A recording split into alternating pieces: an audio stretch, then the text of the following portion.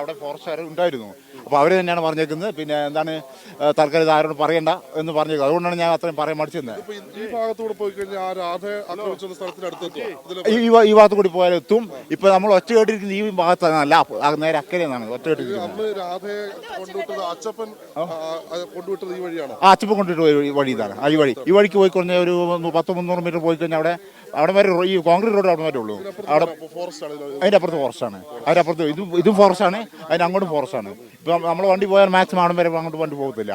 പിന്നെ ഇപ്പോൾ നമ്മൾ കൊച്ച കേട്ടിരിക്കുന്നത് ഈ ഏരിയയില അത് അവർ തന്നെ ആൾക്കാർ പറഞ്ഞ് തൽക്കാലം ഇതാക്കേണ്ടത്. പിന്നെ അവർ ഫോറസ്റ്റ് സ്ഥിരീകരിക്കട്ടെ, എന്നിട്ടല്ലേ നമുക്ക് പറയാൻ പറ്റുള്ളൂ. മൃഗത്തിൻ്റെ അല്ല ഒരു പടക്കം പൊട്ടുന്ന സൗണ്ട് കേട്ടെ. അതിനുശേഷമാണ് ഇവരിങ്ങോട്ട് വന്നത്. അപ്പോൾ തന്നെ ഞങ്ങൾക്ക് ഇവർ ഉദ്യോഗസ്ഥർ തമ്മിൽ കമ്മ്യൂണിക്കേറ്റ് ചെയ്യുന്നുണ്ടാവല്ലോ. അതുകൊണ്ട് തന്നെ അപ്പോൾ അങ്ങനെ എന്ത് വിഷയമില്ലാതെ അവർ വരത്തില്ലല്ലോ.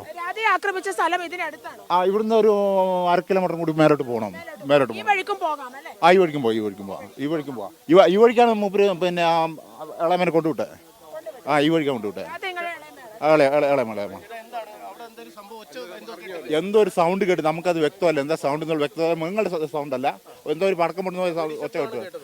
അതിപ്പോ നമുക്കറിയില്ല, കണ്ടു കഴിഞ്ഞാൽ ഒരു ശബ്ദമാണെന്ന് പറയാൻ പറ്റില്ല. ഒരു ശബ്ദം കേട്ടു. ഒരു അരമണിക്കൂറായി. അങ്ങോട്ട് വരുന്നുണ്ട്. അപ്പോൾ എന്തോ സംഭവം എന്തോ അതിൻ്റെ ഒരു ധാരണ